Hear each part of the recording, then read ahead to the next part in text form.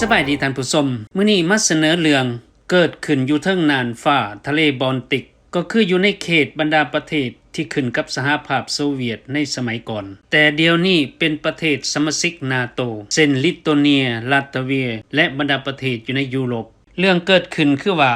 ยนต์ของกองทัพรัสเซียซึ่งมีท่านเซอร์เกย์ ชากูรัฐมนตรีกระทรวงป้องกันประเทศรัสเซียพร้อมคณะได้บินขึ้นจากเมือง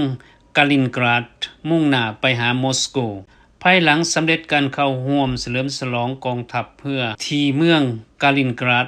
ซึ่งบินคุ้มป้องกันโดยซู27 2ลำเมืองกาลินกราดซึ่งตั้งอยู่ระหว่างบรรดาประเทศยุโรปที่บ่ได้ติดกับดินแดนรัสเซียแต่หากเมืองดังกล่าวเป็นเมืองหนึ่งของประเทศรัสเซียในขณะที่ยนต์ของรัสเซียบินไปผ่านเขตน่านฟ้าบอลติก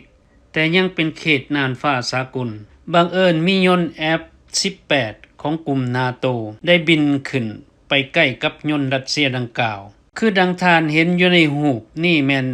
F-18